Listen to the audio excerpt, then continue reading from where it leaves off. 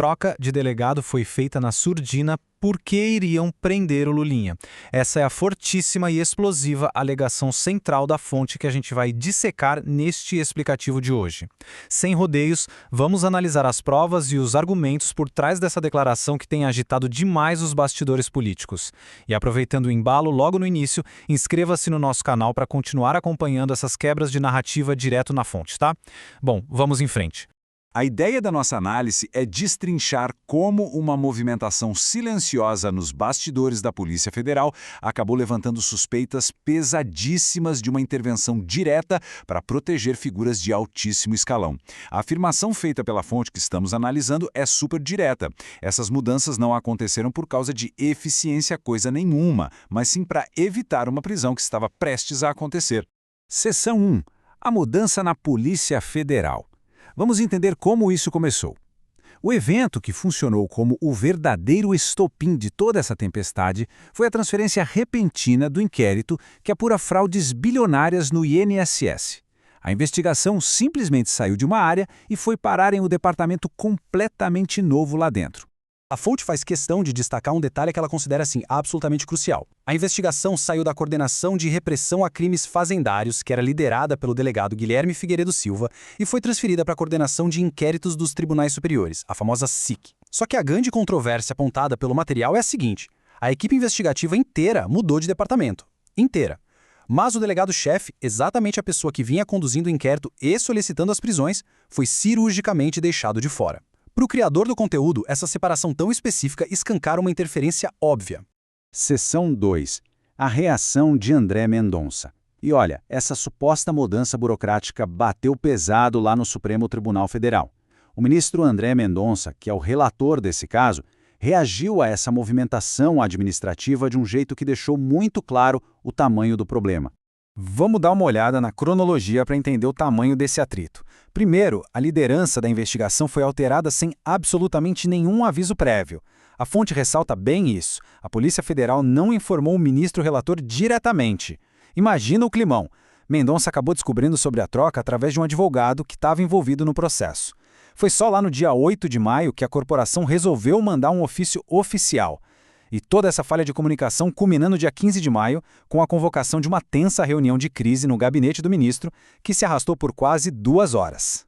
E durante essa reunião, de acordo com o material que analisamos, o tom foi de cobrança severa. Mendonça exigiu explicações detalhadas sobre os motivos reais da troca e cobrou independência total da nova equipe.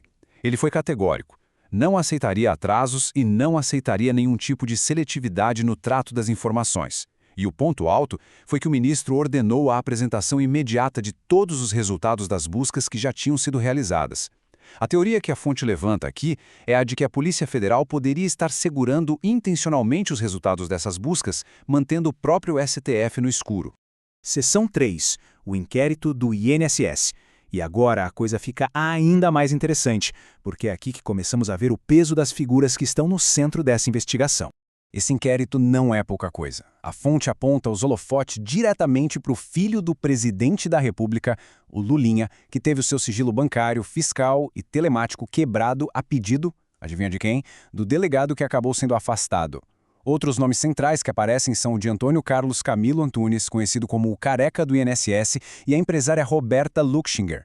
Segundo a argumentação apresentada no material, existem suspeitas muito consistentes de que uma mesada de cerca de R$300 mil estaria circulando nesse esquema. O autor do conteúdo é enfático ao argumentar que o risco iminente de prisões baseadas nessas quebras de sigilo foi o verdadeiro estopim para mudarem o comando do caso. Seção 4. Versão oficial contra suspeitas. Para mantermos nossa análise bem estruturada e imparcial, é super importante colocar lado a lado a justificativa da instituição e as suspeitas levantadas pela fonte. E aqui a divergência de narrativas é absurda.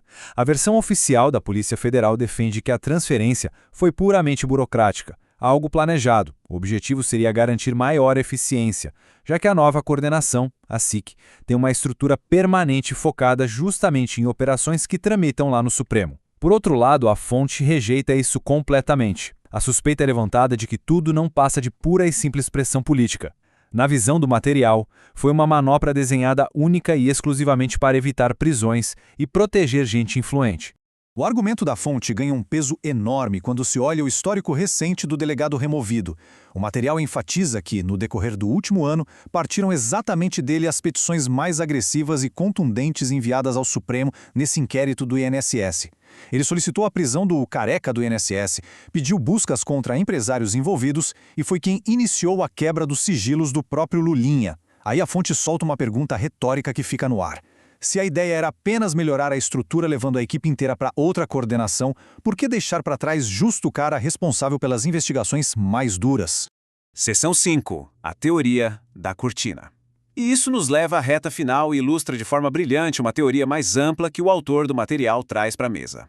A fonte introduz o que eles chamam de tática da cortina de fumaça. O material argumenta que existe uma diferença enorme entre os escândalos recentes no país. Enquanto alguns casos dividem a culpa por todo o espectro político, esse do INSS tem um vínculo direto e profundo com partidos específicos de esquerda. A teoria aqui é que polêmicas bem menores, como áudios sobre o financiamento de um filme envolvendo familiares de Jair Bolsonaro, teriam sido prematuramente amplificadas na mídia como uma forma de distração. Um verdadeiro espetáculo montado com um único objetivo: abafar o escândalo dessa mudança de comando na PF e encobrir as ações de blindagem no inquérito do INSS. Chegamos, portanto, à grande questão que resume todo esse debate. O que estamos observando aqui? É só uma mera reestruturação administrativa necessária para lidar com inquéritos complexos no STF com mais eficiência? Ou as evidências que a fonte aponta revelam, na verdade, um movimento astuto e friamente calculado para blindar o alto escalão das consequências da justiça?